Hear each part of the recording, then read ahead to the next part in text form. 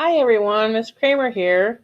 Today we're going to be working on our Trimester 2 post-assessment still life drawing. That's one where we do our three-dimensional shapes and we apply our shading that we have been working on the past few lessons. So you'll need your value scale. That's the one where we did the 6 different values and we did some practice work with that. You'll need a pencil, a piece of paper, an eraser, and your blending sticks. And if you have something to draw with, like a straight edge, which would be like a ruler, or you could use another pencil or edge of an envelope from junk mail. So something to draw a straight line with will also help you. So grab those things and we'll get started. Okay, you should have your value scale that we did together a couple weeks ago, and this is our values 6 through 1, and then the description that we went through, and then we got the first two objects shaded when we were together. We did a sphere and a cone, and then I gave you guys your homework, and that was your cylinder and your cube. So you should have this all finished and done. This is our practice. Make sure you get this put in your portfolio. So take a picture of it and get it put in your portfolio for me. And then the tools that we're going to need today, if you have a Q-tip, that'll work fine. If you made your own blending sticks, I sent that lesson out a couple weeks ago. Or if you were lucky enough to get some blending sticks maybe over Christmas time, these are actually blending sticks that oftentimes come in art kits. So they'll have different numbers on them. This is a 5. This one's a 3. This one's a 2. And this one's a 1. I'm missing my 4 for some reason. So in here, these we use for our blending sticks. And you'll see the tips of them are darker right now. That's because I have used them. So you'll need that. And then a pencil with an eraser. And if you don't have a pencil with an eraser, just make sure you have an eraser available. And then if you have a piece of junk mail or another pencil that you can use to make straight lines, we're going to use this to help us make straight lines. So when we are ready for that, we'll get there. Okay, so we're creating our Trimester 2 still life, and this is our three-dimensional shapes. So what we're going to do to start with, as an artist, we always start with the middle object. So the object that's closest to the middle. So I know normally you guys would have a picture in front of you to use, but I'm going to draw a line right across the middle with my eraser and right down the middle with my eraser. So right about here is the middle. So you might be able to see where I drew my lines. And the reason why I draw these lines, these are called guidelines. So they kind of help us get to where the middle is. So this is the middle. We're actually going to start drawing the object that's closest to the middle, which happens to be this bigger sphere. So we're going to start with just simple shapes. So to start with, on your paper, make sure it's horizontal. This is vertical. Make sure you have yours horizontal. And then with your eraser, I'm going to have you go ahead and draw with eraser only. Draw your line across the middle and then down the middle. And we're going to use this picture for reference. I will have this in your lesson too, so you can pop back and forth between it if you need to. If you have a way to print it out, that would help you too. But really, we're just going to use this, so you guys can just look at mine. So we're going to actually draw this circle first. So we're not making it a sphere yet because we haven't added any shading. So we're just going to draw the circle. So we're going to look to see where it crosses the lines and where it touches. So if we look at our sphere or our circle, we're going to start with circle. What I like to do always is to draw with my pencil first. So I see that my circle touches just the top of this line, and then it comes back, crosses through and comes over this edge of this line. So what I'm going to actually do is start at the top. I can see how it just kind of touches the top of this line, cuts through right here, and then goes over into this line, or this, we call this a quarter, goes over into the quarters, and then I'm going to bring it back around. So I'm just going to look at this. Now, if I don't like it, see how mine's kind of a little wobbly? Well, the cool thing is we did it with the eraser first. So we can actually kind of get that so it straightens up a little bit. And that's why we draw it with the eraser first, because then we can actually kind of use our eraser as a guideline, and then we can fix it if we don't like it. That way we don't have pencil line on our paper. So you can see where I have the circle going over into the right quarter. So this is the top left, top right, bottom left, bottom right. So I'm getting my circle in the bottom right, and the majority of it is in the bottom left. So once I look at it, I go, okay, that looks pretty good. I'm going to take my pencil and I'm going to trace right on top of my eraser. So I just trace right on top of my eraser. So what we're going to do first is we're going to lay in all these shapes. So now this circle is what we call the anchor. So everything we do now is going to be from this circle. We can still use our grid line or our guideline here to help us, but we're pretty much predominantly going to use now this as our anchor. So if you see, we have the smaller circle, which is just a little bit to the right of that and below it. So we're going to kind of use our guideline and kind of look at this as our anchor. We're going to say, okay, the top of the little circle is right about here. The bottom drops down just a little bit. So I'm going to look at that, and then I'm going to draw my little circle here, and I'm going to see how that looks in comparison to where it is on the picture. So I think I need to make it just a little bit bigger. So I'm going to make mine just a little bit bigger. And I think that should work out okay. So I'm going to trace this. Okay, so now I have my two circles, my big circle and my little circle. Now we're going to use these as our guidelines to help us get everything else in. So the next thing we're going to do is this cylinder that's laying down. And one of the reasons why we're using this is because if you look at the end of this, that's almost a perfect circle. It's a little bit of an ellipse, so it's more maybe closer to an oval, but it's pretty close. So we're going to use this end to help us get started with our cylinder. So now I look at where this circle is. It's next to the line. It's not touching. I don't think quite touching, pretty close. And it's below. It's not touching the end of the paper, so I don't want it to be quite down that far. So I'm going to look here and I'm going to draw the size that I think it is, and it's probably a little bit more like an oval than it is a circle, slightly. So I have a little bit of an oval look, maybe more than I would a circle. If I like that, I'm going to draw that. So that's about where I would put it on my paper. So I'm going to draw this. So I have my end of my cylinder. Now this is where your straight edge is going to come in to play. So if you have an envelope, something you can use. If you have a blending stick, you could use a blending stick. If you have another pencil, you could use a pencil. So we're going to use that to make a straight line. So I'm going to use my envelope, and I'm going to look at the picture.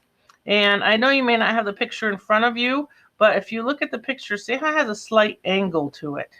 So I'm going to actually put my envelope so it kind of matches that angle. I don't want to do something like this where it's not matching at all. I want to kind of get that angle a little bit to the left.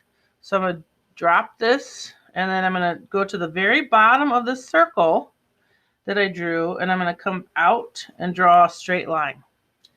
So, and you're just looking at this, and you're going to kind of estimate how long you think that is. Okay, so it shouldn't be way over here to the edge of the paper. Now I'm going to go to the top of the circle, the very tippy top of the circle, and I'm going to copy this line, copy it, slide it up so it matches exactly, and draw that line. So I'm keeping it the same. So it's like a railroad tracks. Now notice how I don't have the line the same length. So that's something I'll have to make sure I watch. So what I could do is, now that I have this line drawn, I can slide it up so I can see this line, and I'm not covering it up. So if you go here, slide it up, and then match it. And then you need to just get it about the same length, as the one you have at the bottom. So, and it's okay if they're not perfect because we can do erasing if we need to. So once they're about they don't have to be exactly the same. Actually, usually what happens on something that's laying on a table, the bottom one is a little bit longer than the top one. But if it doesn't work out that way, it's okay, because what we're going to do is not worry about the ends of the lines. So I'll draw mine a little too long so you can see what I'm going to do. Let me say I accidentally drew it too long. So let's say we're not worried about the ends of the lines. The ends of the lines don't mean anything. Okay, they're just there right now. What we're going to do is create this curve, and it's kind of like the letter C. So we have the letter C, and I'm just going to come back here closer to the end, and I'm going to create my same curve, letter C. Don't worry about the ends of the lines.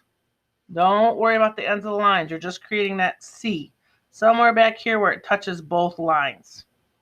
Okay, now if you have extra line, you erase that.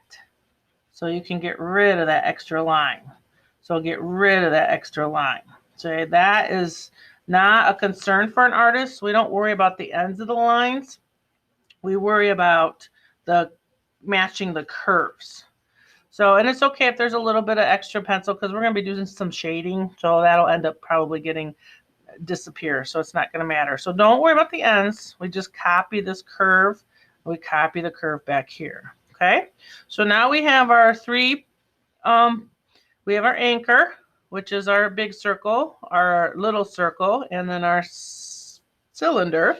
So now what we're going to do is concentrate on this next cylinder. And the reason why we're kind of working our way back is because we have overlap. So we started with the middle, which is always where you want to start as an artist, but then we're actually going to work our way back. Because if I drew this first, then I would have to erase a line and do all that stuff, where if I start from the front and work my way back, I have that overlapping going on. And this is actually going to help us locate where this cylinder is, because we have this cylinder to use as a guideline now. So what we're going to do is create, actually, I want you to create the side that we can see right here that kind of runs into this cylinder, and it runs into a little bit of the back edge of the cylinder. So maybe right around in here is where it's going to hit. So then put your pencil there, and then get your envelope or your straight edge and draw straight up from there. So you're just going to draw straight up from there, and you're going to estimate how tall it is. So, and we can look at our circle and see it comes to about halfway on the circle. So if we can get it to be about halfway on this circle, that works out pretty well as far as the height that we want. So that's about halfway. So we're using this as our guide. So we want to try and keep it as close to what we see as possible. Now we're going to draw the top of our cylinder, and that is an oval. You can see how it's an oval shape. Because it's on a table, it actually goes back in space. So we're going to use this as our edge, and we're going to start our oval here, and we're going to come around and then come back to that edge. So I want to make sure I come back to that. So come all the way around and come back to the edge that we were just starting on. So, and you look at it and kind of get the size that you think it is. And then now we're going to use our straight edge again, and we're going to draw the side coming down. So we're going to draw the side, so match it up and draw the side coming down. Don't worry about the end. Remember, again, the end doesn't matter. So if it's too long or too short, we're not worried about that right now. What we're going to do is get this bottom curve in, and we're going to use this as a guide. So we have our cylinder here, and you can see how the bottom kind of starts about in the little bit below the middle of this one. So I'm going to take this, and I'm going to make sure I make that same curve. So I'm going to go here, and I'm going to curve. Now see how when I curved, my line wasn't quite long enough, so I can bring this line down. So if it's not long enough, you can bring it down, or if it's too long, you can erase it. But you really want to just concentrate on this curve being the same. And that's the trick to it.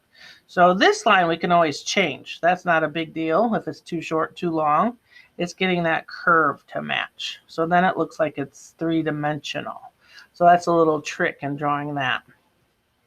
Okay, so now we're working our way back. We have our cylinder laying down, our cylinder standing up. Now we have our cone.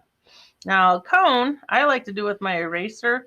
We're going to do the first edge with the eraser. Actually, we could do the whole thing with the eraser, but it might actually work a little bit better if we use our eraser first for this one, because cones can be a little tricky. It's obviously a triangle shape. So we're going to look at this.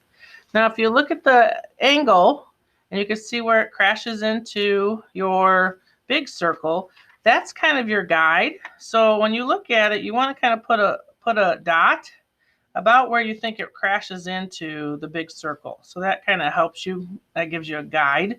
So I'm just going to put a little dot right there where I think it crashes into this one. And then what I'm going to do here and on the cylinder is I'm going to look here and I'm going to put a dot where I think it crashes into the cylinder.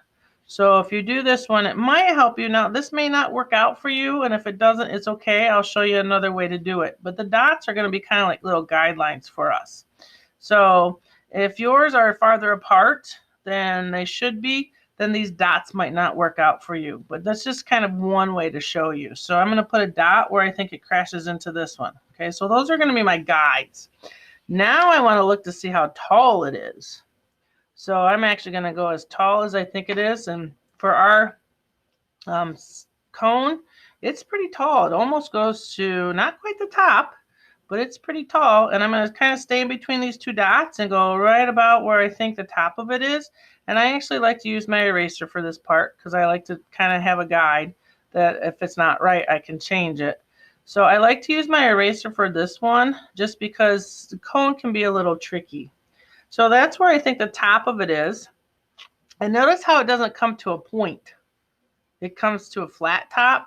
So I'm just using this line to show me where it stops. Now, it's not that tall or that wide, so I might want to make that smaller just so I don't confuse myself. And then what I like to do is kind of come up here with my eraser. So I'm going to line up my dot with where I think the top of the cone is. And I'm going to take my eraser and go up. And then it has just a little bit of a flat top. So you can leave that little flat top right there. And then you're going to bring this back down to your other dot. So you can come right back down until it crashes into your cylinder, about where you think it is. So we're going to look at that and see if that works, if that makes sense. Now, if I look at this, it works for this picture. You can see how this side is a little bit shorter and this side's a little bit longer. So that works out pretty well. If yours doesn't look like it works with the dots, then you don't have to use the dots. You can just start where you think it comes out, use your eraser, go up, and then have your flat top and just have it crash back down into your cylinder. So I'm just showing you the way that I would do it as an artist. So I'm going to trace this, have my little flat top, and then bring it back down into my cylinder. And it's okay if it doesn't match exactly. You can see how mine's off just a little bit. That's fine. Okay. So we have our cone, the start of our cone. We need the bottom of our cone. So if we look here, we can see just the bottom, and we can't see that corners, so we don't have to worry about that. So we're just going to draw in here, and I like to do it with my eraser first, just so I can kind of get the feel. It's kind of like a little bit of a curve. So it's an arc line. And I want to see in here, just have a little bit of a curve right in there. So then I have my cone. So we're using these as guides for each other. And we worked our way back for our overlapping. So then our last shape is our cylinder that's standing up. So we have our shapes here that we're already using to look at. So now we're going to look at this and we check out the bottom. You can see where it's kind of close to the smaller circle. So again, what I like to do is draw the line where I know the edge is. So I'm actually going to draw this line first. So on my paper, I'm going to find the bottom corner.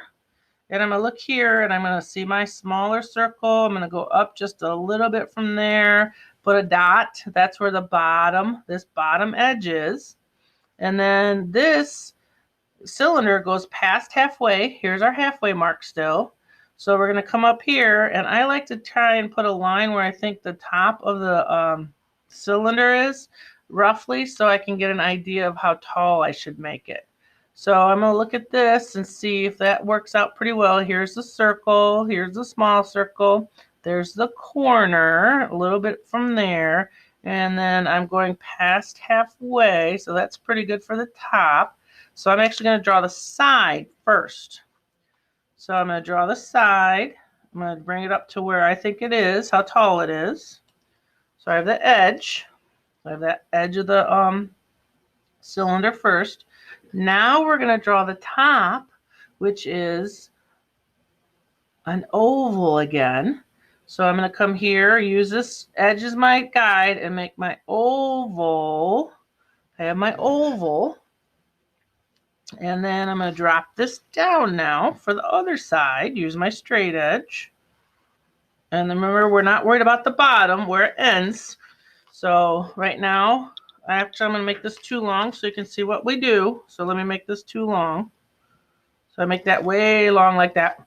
That's too long. Remember, the ends don't matter. The ends of the lines don't make any difference. What we're going to do is create the bottom of this. We're going to use these lines to attach it to. So I'm going to look at this. I'm going to copy my curve. And then I'm going to copy my curve and make sure that curve is the same. Now this I know was the bottom, so I'm actually going to use that as my anchor point and then come over until I get into this line. Now this line's too long, so I'm going to erase this line. So remember, the ends of the lines don't mean anything. The ends of the lines are just there until we make the end. So now we have our two circles, our three cylinders, and our cone. So when we look at our drawing, we're using this as our guide, and then we have our drawing. So we've done all the shapes. Now we're going to create the shadows. So in order to do that, you're going to need your blending stick.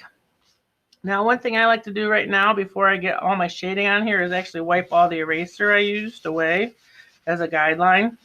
So I have kind of a smoother surface without the bumpy erasers. So if you have a blending stick, you're going to want to use your blending stick.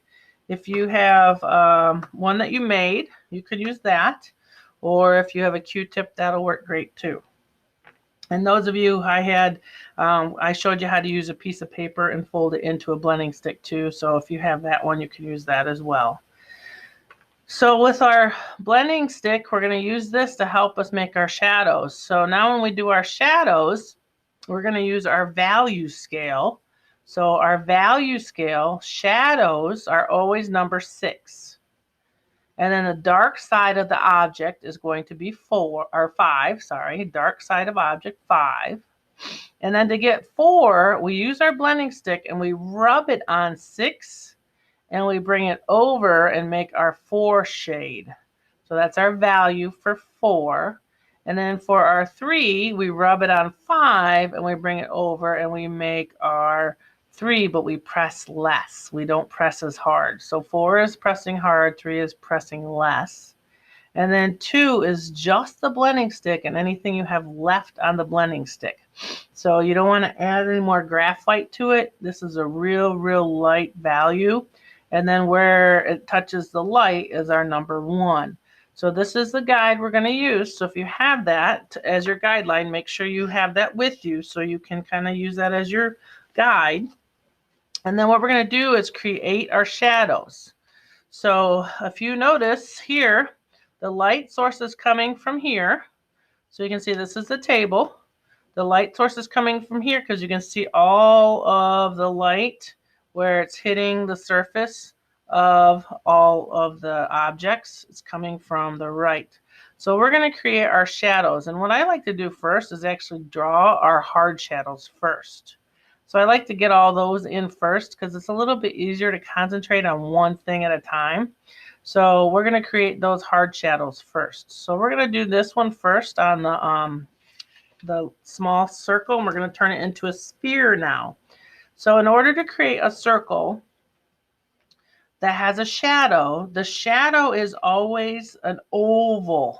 So you can see this oval shape that it creates. It must touch the bottom of the circle though. It can't be way over here. It can't start somewhere over here. It can't start on the side. It's got to start on the very bottom. And I, again, like to use my eraser. So I'm going to create my oval. I'm going to start at the bottom. And notice how it comes over and touches the cylinder. So I'm going to bring my oval all the way over until it touches the cylinder. And then it comes back and crashes into the circle. So it comes out, touches, and comes back in. So it has a little bit of a slight angle to it, not a steep angle. And I actually am going to move this up a little bit because I don't like where I put it. So that's why we do it with the eraser first. So I can bring it down and change that if I want to. So make sure it's touching the bottom of the circle and comes out. So now you trace it. And it comes back and crashes into your circle. So it comes out, curves a little bit, and comes back in. Now you're going to color this in your number 6 shadow. So number 6 shadow. Okay, now that you have that colored in, now we're going to move over to our cylinder that's laying down on the table. So it's nice to use your straight edge again. So what we're going to do is create that edge. We're going to go right to the bottom of the cylinder, the front of it, and notice how it has a little bit of an angle to it. So we're going to have our straight edge just at a little bit of an angle, and it's going to kind of drop off the paper a little bit here.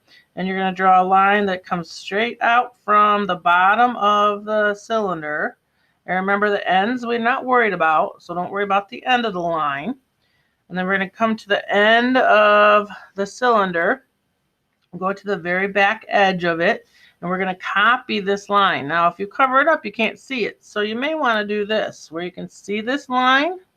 And now I slide it, so I make sure I match it. So here's the end. If I did something like this, that's not going to match this line. So I want to make sure that this line right here that I created in the front, I slide it back and create the same line. Go in the same direction. Remember, don't worry about the ends. We're not worried about the ends. So I want to make sure this is going the same way. So it's the same direction. Same. I actually think I could change that angle just a little bit. So let me change it just a tiny bit. I think I dropped it down too fast. That might be my straight edge is a little soft.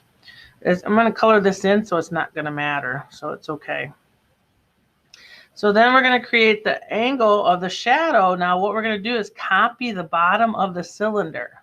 So we're going to put our straight edge on the bottom of the cylinder. So if you look right here, this shadow matches the cylinder. So we're going to use the cylinder edge as our guide. So we're going to take this and slide it back, and you decide how big it is. So you have to decide it's not all the way off the paper. So I'm going to bring this back until I think that's enough shadow. I'm going to go right about to here. I think looks pretty good. So then I'm going to draw this line. Remember, we're not worried about the ends of the lines. We're going to erase that. So you can see how I have extra here. I'm going to erase that and erase that. That's my extra line. That's fine.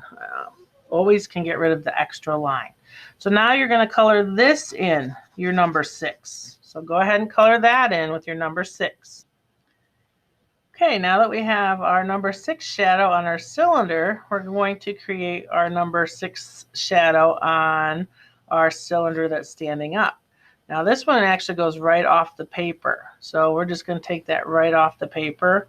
So what I'm going to do is take my straight edge, and I'm going to find the bottom, and I'm going to make sure I have the same angle as I did on this cylinder.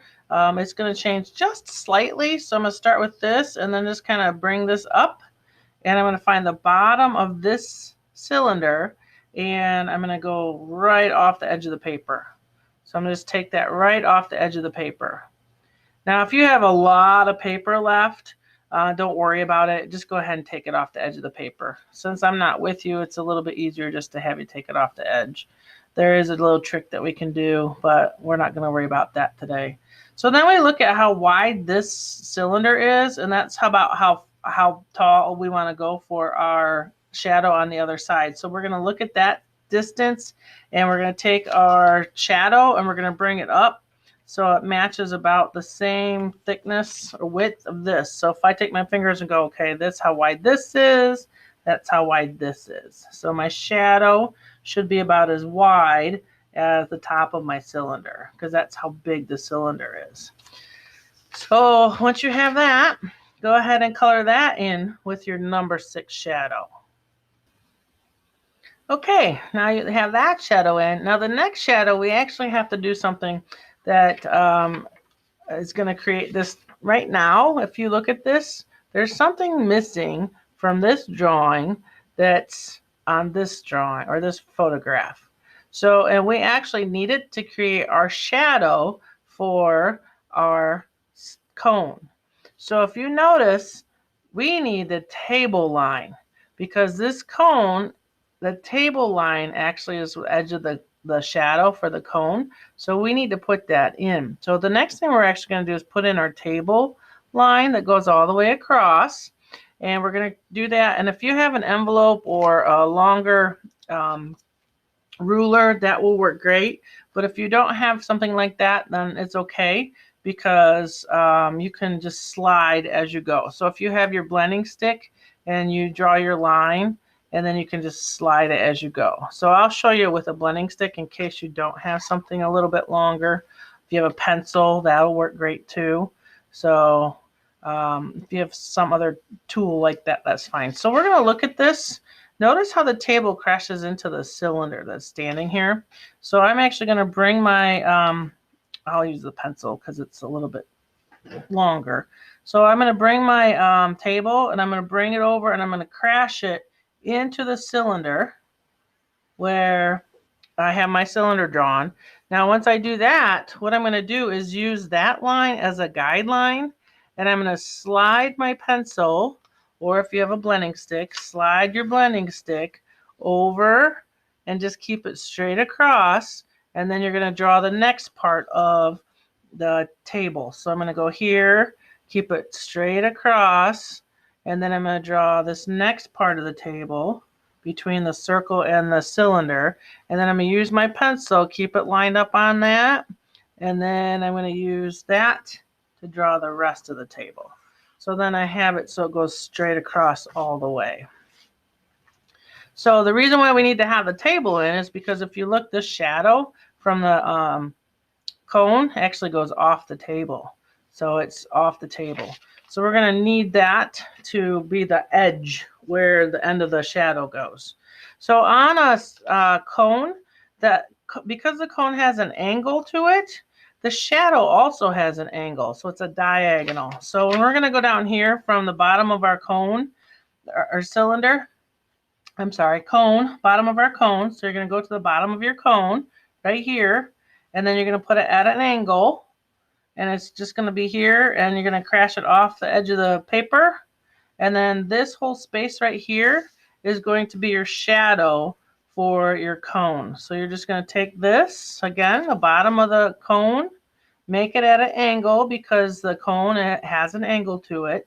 And then you're just going to have it crash off the paper. And then the rest of this space from here all the way up to the table edge is your shadow for your cone. Okay, we're getting there, slow but sure. One thing with shading is there's a lot of repeat to it. So it's very repetitive. So obviously we have to create the shadows for all of our objects, so that's the same thing. So that's one of the reasons why I do all the shadows first, because then I'm already in that kind of groove of doing it, and it just kind of keeps me going there. So next we're going to do the shadow for the big circle. We're going to create that sphere. So if you notice, it starts at the bottom of the circle and crashes in to pretty much everything. So crash, crash. So we're going to crash those in there.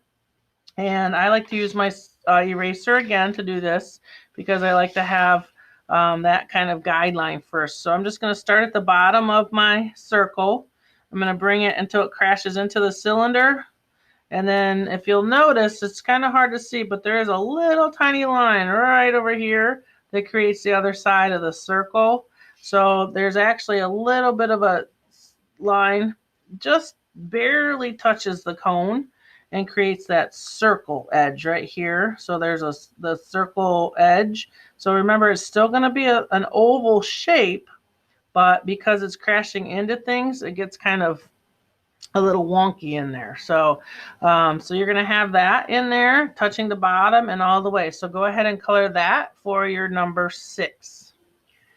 Okay, now we have the big sphere done. Circles. Now we're going to do this last one that is the cylinder standing up, and you'll notice I have it here. And what we're going to do again is use a straight edge. If you have a ruler or a envelope or pencil or something like that, use that again. So what we're going to do is create this shadow, and you'll notice it kind of overlaps behind, so the little circle is in front of. And if yours doesn't do this, it's okay. If your cylinder is a little bit higher and you can't get this overlap, that's okay. So don't freak out if yours doesn't overlap. It's not that big a deal. Okay, so you're just going to take this and you're going to match it with the bottom of the cylinder, and you're going to bring it until it crashes into the big circle. But make sure when you get here to the little circle, if it does overlap, jump, and then come off to the big one. So if it does have that overlap, just do a little jump over to the other side. And then we're just going to draw up here and make another line to create that cylinder space. So whatever this distance is about how far this one's going to be. And we're going to create that with our number 6 again. So go ahead and color this in with your number 6 shadow. Okay, so now we've created all of our hard shadows, which are our shadows are number 6. So you went vertical and horizontal on your patches. So now we're going to create our number 5, which is the dark side of the object. So the dark side of the object. Now I actually do one object at a time now when I do this, but if you wanted to and you wanted to go in and do each dark side of the object and then come back and do your number 4 on each object and then your number 3 on each object, you could do that. I actually, now that I'm working on the actual object, I like to do all my shading at once. So we're going to start this with the cylinder first. And our light source, again, we've talked about, but our light source is coming in from this direction. So we're going to create the dark side of the object. So the darkest side of the object is going to be this edge right here. Because this object is closer to the light, it's not as dark as this one is, because this is closer to the light, so it's more intense light. So you can see how much darker this one is than this one. So we're going to keep that in mind when we're doing these. So this is still going to be a number 5, maybe a number 4 for us, because we want to still create that illusion of shading. So what I like to do when we are doing this is you're not going to go past halfway. So if you look at this, halfway is kind of where your shadow stops. And then you have all your bright white. So what I actually like to do is take my blending stick and just draw a line lightly down the middle. And my blending stick has just a little bit of graphite on it right now. So that just is kind of a guideline. That's where I'm going to stop my number 2 or 3 shadow, because this is all going to be 1. So to create the number 5, we're just going to actually just on this edge, take your pencil and just color up and down one direction. Follow the length of the cylinder. And you're just going to go right up and down, creating that one direction and that number 5. So we have that. Now, if you recall, to get to our number 4, we're actually going to blend on our number 6. Well, our number 6 is actually this shadow. So we're going to use this as our number 6, and we're going to pick up our graphite from our number 6 shadow on the cylinder. And what it does is actually smooth this out, makes it even darker. Now I'm going to take this that I have on my blending stick, and I'm going to go right here next to 5, and I'm going to create my 4. So I'm just going to go right next to my 5 and create my shadow 4. And if I have to, sometimes I have to go back and grab some more graphite because I run out by the time I get to the bottom. So then I just have my number 4. So I have my 6, my 5, my 4, Now my 3 and my 2 are pretty close together, so because this is a smaller object. So now what I'm going to do is on number 5, I'm going to grab number 5 and just rub on number 5, because our number 5 is we're going to do a number 3 now. So we're going to grab from number 5 to make number 3. So I'm grabbing from number 5, and now I'm going to come over here and do number 3. But if you remember, number 3 is don't press as hard. It's a little bit lighter press, a little bit lighter. So you can kind of blend in from your 5, your 4. Now come over to your 3. And then as you get to the middle, you're just going to keep rubbing this out until you get to the point where you get right to the middle, and the blending stick should be running out of graphite, because what's happening is you're rubbing it in your number 3 area and then in your number 2. So you should be to 2 by the time you get to the middle. Now, if it looks like you're like, oh, I don't think that's dark enough. Well, because this object is closest, remember this one isn't quite as dark as maybe we're going to make this one. So you'll see how I have a softer shadow on that one. So we just keep bringing that in. Sorry, I got a little overlap stuff going on here. Okay, so bring this in.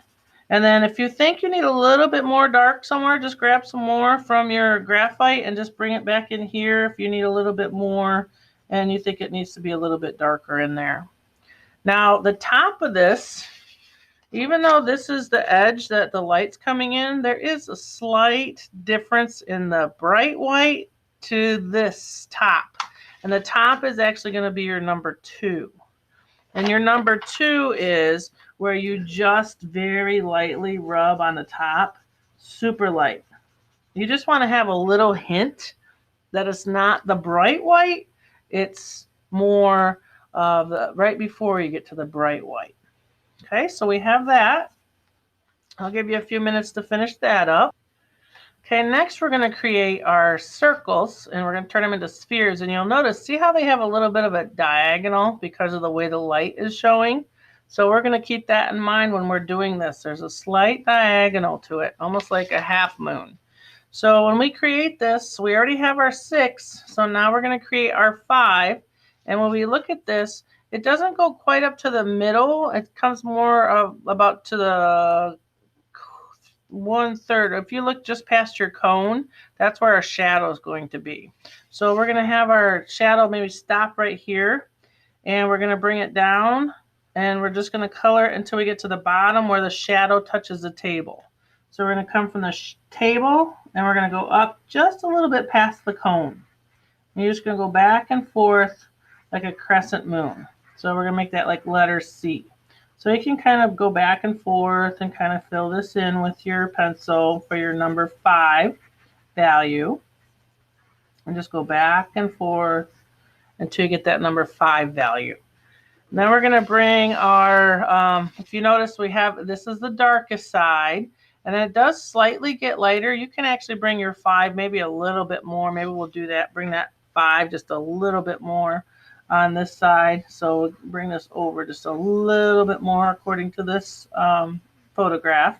So I'll bring it over, but make sure you don't go past your shadow on the table, because that's where the light's hitting. We don't go past that. So now we're going to grab our number 6 shadow to make our number 4. We're going to bring that over and create this number 4, number 4, number 4. Now that you have your some graphite on your blending stick, if you just very lightly create a little curve line right here in the middle, we don't want to go past that line. Right in here. So you're going to go up from here to here. And just kind of make it just slightly curved, because we want this to look like it's round. So we're going to create that round. So you have in here your 6 to make your 4. Now I'm going to take my 5, rub on my 5 to make my 3, and I'm just going to bring that right 3, 2, 3 and 2 are really similar, so I just kind of bring it in and make it just a little bit lighter right in here. 3, 2 is in there. So I have 5, 4, 3, 2, and then our 1 is where it hits the light. The light source is hitting it. So we bring it right in there. So we're going to do the exact same thing for the small circle. We're going to turn into a sphere. Now this is where it gets fun because they're little, so it's a little bit smaller. So you don't have to do quite as much, and it's a little bit quicker for the results. So I'm going to do the same thing I did with my big sphere. Make my one direction here, and take my 6, blend my 6, but because this is smaller, I just have a little bit to do. And I just kind of sneak it in here and then create my halfway point. So I got my halfway, so my shadow stops at halfway. So I have a 6, 5, 4, 3, 2, 1. It goes super fast when we do it that way. Now for our cylinder, notice how it almost the whole thing is shaded and just this top edge is really light. So, and this part right here is actually going to be our number 1. This will end up being a 2 because the way it angles, it has a little bit of a shadow on it, but this is going to be our number 1 at the end. So we're going to actually bring our 5 up farther than normal on this particular one. So you're just going to go one direction, bring it up about halfway. So one direction, go in here, bring it up about halfway. And then you can kind of erase if you go over the edges a little bit. So bring it up halfway. So once we have that, and we're going to use our number 6 again. Number 6, rub on that to make our number 4, which is next to our 5. And then I'm going to use my 5 to create my 3. So I'm going to use my 5 and come up here and just leave this top edge and just very lightly touch the very top of the cylinder. Super light, because you want that still to be a little bit lighter. Now, it looks like I might have gone a little too far with this because this is getting a little soft, so it might have gone farther than I liked. So what I actually will do, come back with my eraser and just very lightly touch with my eraser and just erase a little bit of that graphite that I put on there. And then I have that edge is a little bit lighter. And then remember I said this is going to be your number 1. So we're going to leave that white. So get this all smoothed in here. All right, you guys are doing great. Look how you're making 3-dimensional shapes. Isn't that amazing? Okay, so this cylinder is going to be the same as this one. So we already have practice on that. So we're just going to take our number 5 and go straight up and down with it. Go about 1/4 of the way. Color that in. And then it's the same thing we did before. So this very repetitive. So grab your 6. Grab your 6. And you're going to make your 4. I'm going to make my 4 right here. And then I'm going to take my 5, blend on my 5. And bring it over to about halfway. Remember, we don't want to go past halfway on this one because it's a cylinder and we're just going to keep it. The light source is still going to be coming from this direction, so it's still going to hit right there. So you can come back in here. If you think it needs to be a little bit darker, you can put more graphite on it. I think mine needs to be just slightly darker, so I put a little bit more graphite and I'm going to rub it out right there. And then if you look, even though this top looks super bright white, it's not fully bright white. So we're going to do a number 2 on here where you just very lightly touch your number 2. Very lightly. Just touch that. And then you can bring this over very lightly into here. Now I'm going to show you something that you may or may not have noticed. If you look, the circle right here is actually casting a shadow on this cylinder. So we're actually going to take our pencil and just create a little curve right here, and we're going to color that in. It'll be like a number 5.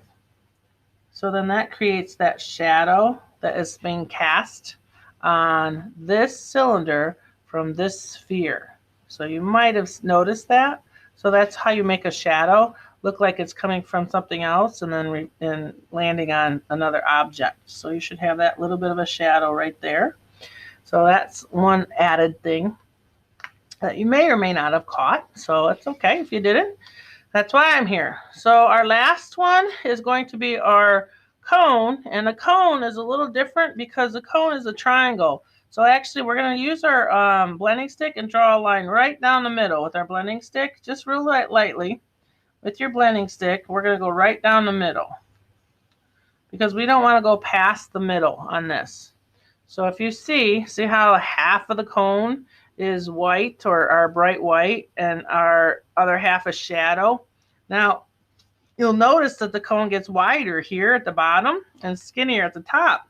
So when you do your shadow for your number 5, it's going to be skinnier here. And then as you come down, and you can actually draw a line and make a triangle. So it gets dark, it gets thicker down here. So it's thicker at the bottom and gets skinnier at the top. So you're creating that triangle shape. So it comes in here and is now a little bit wider at the bottom. So that's your number 5. Just bring it in here, number 5. So, and it's going to go on this side of the cylinder a little bit and bring that up. And then we're going to take our number 6 shadow, grab our number 6, blend it with our blending stick, come over here, do our number 4. It's going to get skinnier at the top, so you might have to use the point of your blending stick. Get skinnier. And then we're going to bring this 4, and then we're going to do our 5, rub on our 5 again, 5, 5, 5, bring it over to 3, bring it over to 3, and then we don't want to go past halfway. We're going to come into 2. We're just going to kind of leave that so it's a little bit lighter and pull this all over, blend, blend, blend. Blend, blend, blend. And then you can see I went off my edge a little bit, so I can bring my pencil back and get that edge cleaned up a little bit if I want to get that cleaned up. And then I can kind of come back and get that a little bit straighter in there.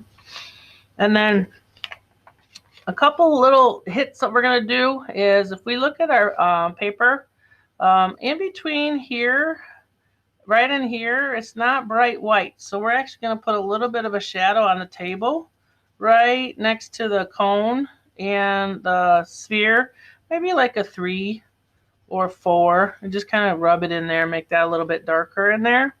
And then one thing that you'll notice too on this wall back here, see how it's darker in the back where it's farther away from the light? So if you take your blending stick already has graphite on it, and you can just start rubbing this wall. And if you have to, you can grab some graphite from your shadows and give yourself some more graphite on, and you can use all of your shadows or all of your you can use all of these graphite patches, and you can come back and add some graphite to this back wall to give it kind of a shadow. So you can actually come in here and grab some from all your graphite patches and create that shadow on the wall. Because it's just farther away from the light source, so it has a little bit more shadow to it. And you just get that all filled in there. And you have that. So I'll give you a minute to finish that up, and then we will check and see if there's anything else we need to do or add. Okay, I have the back wall. I put some shading on, and one last thing that I think will make this look like it's a little bit more realistic is from these back edges, we're going to do just a little bit of shadow, and you go left and right horizontal on the table. So this back edge farther away from the light actually has some shadow on the table also. It's not quite as bright as when you get a little bit closer to the light. So this back corner is also a good thing to maybe put a little bit of shadow. Just maybe your like 2 or 3 value in there. So you have just a little bit more realistic because the light's not hitting that far away. It's brighter up here. So we went from our drawing that we looked at, and we have this for our still life. And then we ended up with our drawing. So just kind of look at yours. You can compare it to the drawing or the photograph that I have in your lesson.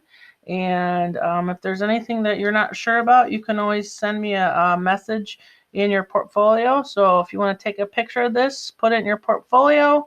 And then if you have any questions, we can kind of communicate back and forth that way. So I hope you enjoyed this. I know it was a long lesson, but I really appreciate you guys following directions and staying with me on this. This is one of my favorite things to teach all of you. So I hope you enjoy shading and get into doing some different things with different objects. So we'll get into a little bit more on our next lesson, but thank you so much. I appreciate your hard work and you spending so much time on this project. Thank you, my artists. Thank you, thank you.